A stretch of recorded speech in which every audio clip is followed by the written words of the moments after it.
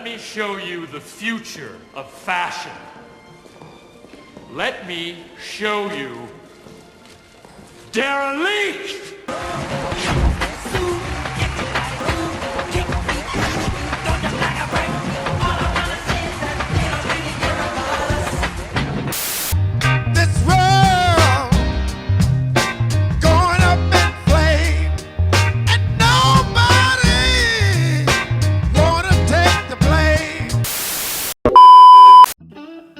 Hi, I'm Terminally Online, and I'm about to make it everybody else's problem. And yeah, I was busy on the next few videos that are currently on my timeline. Yes, the first priority video is going to be a Mando and Grogu reaction to the trailers, so you can look forward to that. I was busy on those, and then, good lord, I had to pause, because F me. I saw some shit. Let's take a look at this and get into it. Apparently, Disney has some toddler show called Hey AJ. Yeah, for those who know me IRL, yeah, I know y'all are probably giggling like hyenas. I see you. Anyway, the kids show, don't know anything about it, it's not my demographic, and I kinda have grown a massive distaste for Disney as I've aged. Mostly because I've learned and saw some things about the company that makes me go, yikes. But apparently, for Black History Month, yeah, you know where this is going, they created a trash man black superhero called Captain Durag. And yes, that is his name.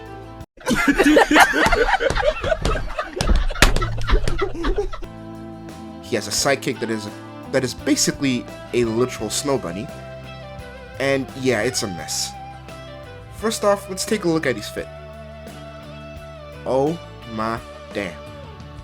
I thought they were joking about the Durag. It's not just a Durag, it's actually a Durag, mask, and cape all happening at once. Good lord, Edna Mode is having a stroke. He's got a suit that looks like he raided Batman's closet and took one of those suits and then ran customizations on it while listening to Prince. There's a big D on the breastplate for his symbol that is so easy to make a dirty joke out of that I'm not going to do it because I feel like that's beneath me. Plus it's a kid's show, so I best not kick that low below the belt. But seriously, did Mel Brooks and Dave Chappelle create this? Now, let's talk about the White Rabbit. Let's just say snow bunnies and black men in powerful positions tend not to work out so well. Ask Shannon Sharp, Kanye West, Tiger Woods, and you get the point. If you want a more serious talk on the topic, I recommend Dr. Umar. You know, every black mom and dad had a spit take when they saw all of this happen all at once, and just go like, Disney be trifling. Yes, for those who are gonna complain, a white rabbit, black man, Durag, superhero, Disney, all those things separately, they're not anything to worry about. But when you put all those things together, even a person who claims they don't see race is probably gonna notice some stupidity here. Then factor in all the virtue signaling Disney and as well as other companies do during these special months. You kind of get the idea. And about the special buzzes in classrooms, if you ask me. Anyway, Brother Captain Durag was apparently the brainchild of a specific writer named one Camilla Corbett. If this tweet is true. Don't want this video to take too long, so I'm not really going to look deep into this because that always tends to lead me to rabbit holes, and yes, pun intended, and that goes long, and then I have to look up who this person is, what they've done, and what they were trying to do with this, their track records. And look, man, I already got like a Star Wars video, a Batman video, 2 How Did We Get Here videos already sitting on my timeline. So let's just say I'm already a tad swamped with stuff that I really want to get done, so I'm just gonna stay on this lead. Like I said, the character was apparently created by one Camilla Corbett, and she says, and I quote, I created the character Durag Man, now known as Captain Durag. His name was supposed to be Durag Man? Seriously, who's his arch enemy? Dr. Nike?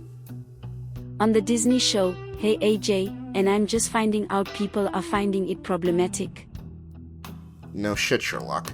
It looks like a character in a race-based comedy movie from the 80s. I just wanted our culture to have a superhero of its own. Culture of our own? Honestly, did this person forget the large flood of superheroes you could have picked from just to get your message across? Our culture needs a garbage man superhero? What?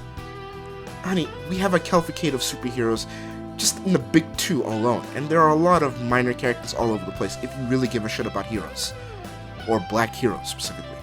The Good Captain is a bit of a pandering mess that leads me to a bit of an opinion that's probably gonna piss some people off.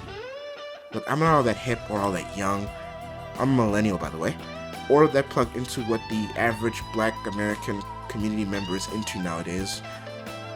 But where I am in South Africa and what I have seen with the black community, both here in South Africa and in the US, when I was a kid mostly, superheroes weren't really all that big with black men.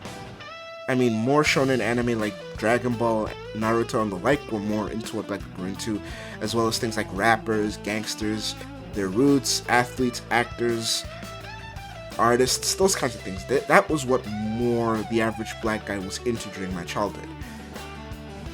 They were very, very sparse when it came down to looking at things that were in the fictional side of stuff and leaned heavily into real life. Things that especially could get them out of things like bad environments and could lead to money and or respectability. And black women, when I was a kid, yeah, they didn't touch any of this nerd shit unless they were nerds themselves, and the number of that was pretty low to begin with. I don't know what to tell you. Most who eventually started giving a shit about superheroes only did after they discovered Blade.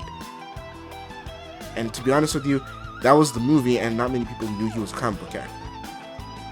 Think of them as like movie normies and tourists who jumped onto the bandwagon when superheroes became cool. But to be honest with you, I wouldn't be surprised if that was just temporary and... I mean, today, yes, black nerds are a lot more common, but judging by how many are still quick to lambast nerd shit and abandon nerd shit and call it the reason why people have been cheated on by their spouses and what have you, look at some YouTubers, it makes me think that nothing really has changed, besides claiming that they're nerds solely for like status on social media, the clout that they can give them, and whatever YouTube stuff they're doing, just to off the top of my head. A lot of kids have been bullied for enjoying any of these things. And now they're watching their so-called bullies claim that they were into these things while they rack up internet fame and what have you, and farm whatever they're farming. It's incredibly demoralizing to guys like me who were pretty much ridiculed for a lot of shit. But you know what?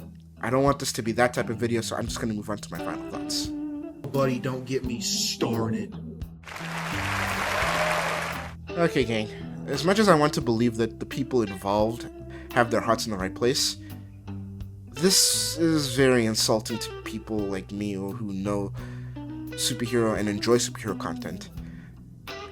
And I don't know, I get that she wanted to introduce a superhero that is from the black culture perspective, but she is in a company that currently has like a massive superhero monopoly as far as the public goes.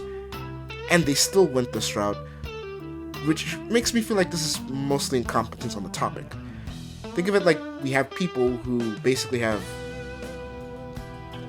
a massive catalog and library of black superheroes that they could look at, but they instead want to create something that they don't care about and don't know anything about, the concept and as well as the audience, and instead of looking into these concepts and what already exists that they could use, especially after the accusations of them just blackwashing things, they choose to instead make the super N-word hero, while the company continues to go out of their way to race swap and pander.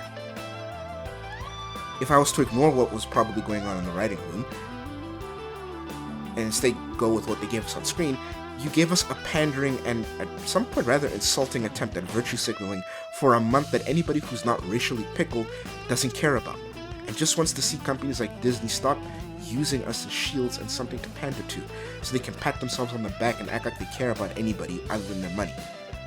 Sorry I made it sound more serious. I'm sorry I'm making this entire thing sound more serious than it actually is, but it's hard for me not to see this as a lot of BS and look at the entertainment industry as a whole load of virtue signaling and lying, and trying to pass off entertainment and representation, especially when they're aiming at this crap at kids who are just going to feel starved for decent characters and stories, and instead go with the current mentality, which is basically thinking only decent stories are involving characters of color that are just basically sloppy seconds of white people, like what Nolan is doing with The Odyssey and what Europeans are doing with Joan of Arc, or what half of the nonsense that we've got in the last decade and a half.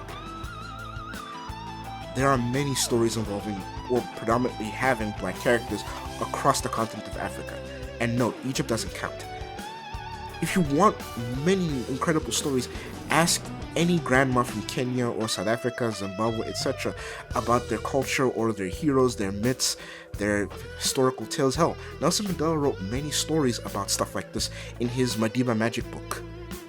Anyway, this is a rabbit hole that can go further and further, and I don't want this to be longer than it is, so I'm gonna hold back from continuing to spill my curse. Thanks for listening this long, and please like and subscribe if you like what you heard and saw, and if you disagree, roast me in the comments. I'll see you guys soon. Later, taters.